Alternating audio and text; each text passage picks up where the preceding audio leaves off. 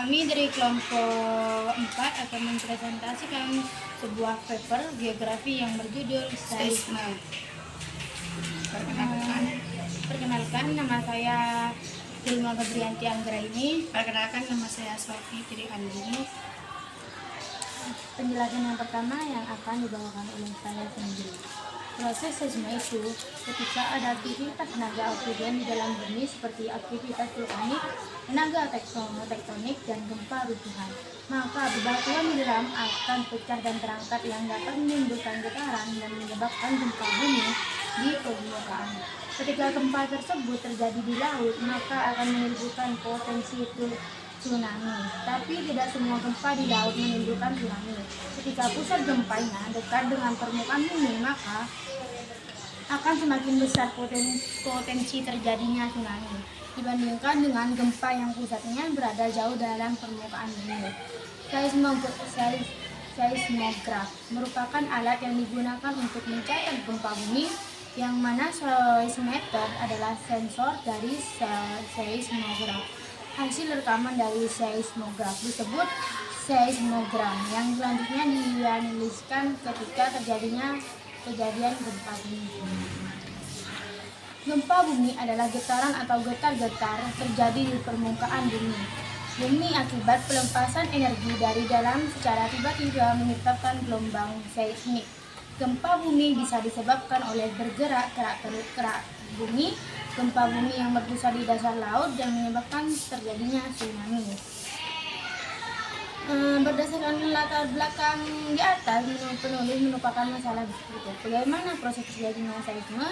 Untuk mengetahui bagaimana proses terjadinya seisme, manfaat dari penyusun ini ketika dapat mengetahui gambaran tentang permukaan bumi, khususnya seisme. Selain itu, karena seisme ini bersifat merusak bentuk-bentuk permukaan bumi, sehingga kita harus mengetahui peristiwa yang akan terjadi di bumi ini.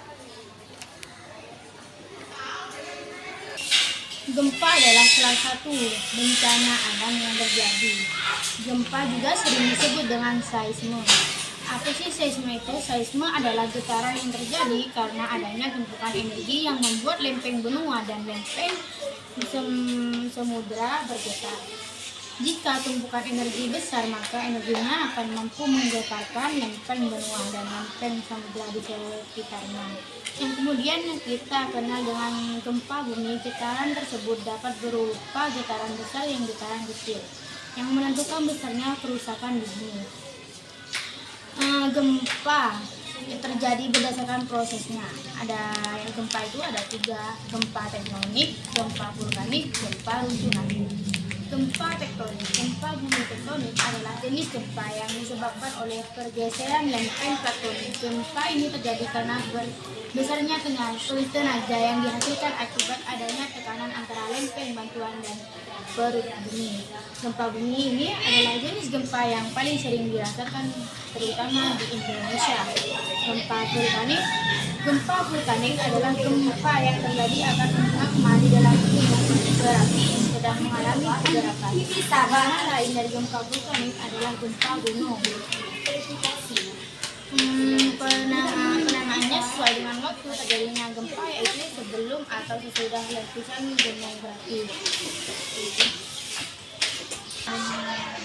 Vulkanik merupakan pertandanya meletusnya gunung berapi. Kekuatan gempa vulkanik ditentukan oleh besarnya pergerakan magma maupun letusan gunung berapi.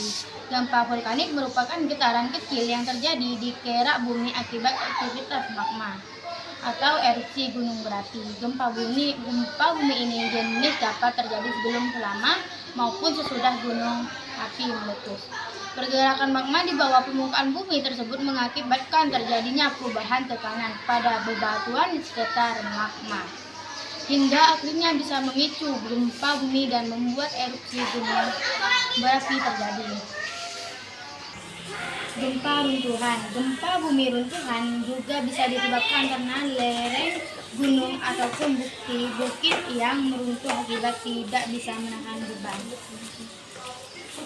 atau kemiringan yang terjadi tajam. Gempa bumi runtuhan umumnya terjadi di daerah bertambangan, kemudian di daerah pegunungan kapur. lereng gunung atau pantai berbanding curam maupun di daerah terjal, daerah goa. Gempa runtuhan ini jarang terjadi karena memang tidak selalu tempat-tempat tersebut mengalami longsor. Meskipun jarang terjadi, namun agaknya kita selalu berjaga-jaga, terlebih bagi masyarakat yang berada di sekitar kawasan-kawasan yang telah disebutkan di atas, dan ketika memasuki musim penghujan dan berpotensi rawan longsor. Penjelasan yang kedua yang akan dibawakan oleh Fitri Andini. Karakteristik gempa runtuhan. Gempa bumi adalah peristiwa bergetarnya permukaan bumi. Apabila kita yang merasakan, maka rasa semua jenis bumi adalah sama.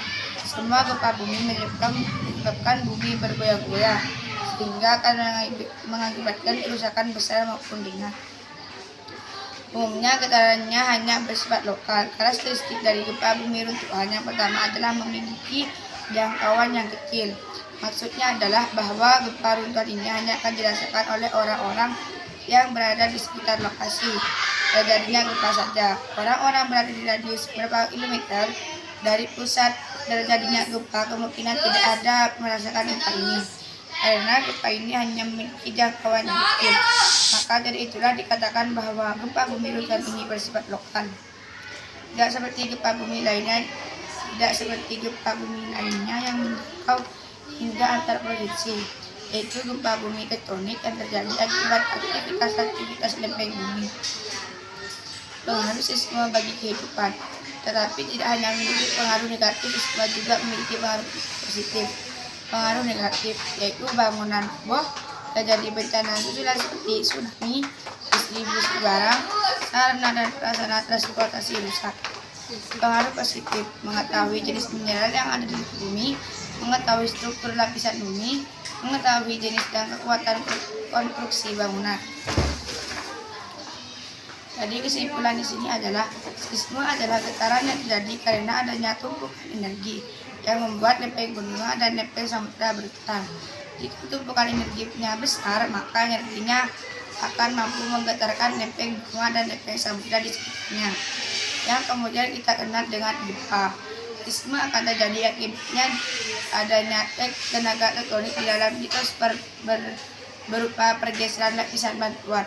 Gempa bumi yang dihasilkan dari tenaga ini sangat besar dan meliputi daerah luas.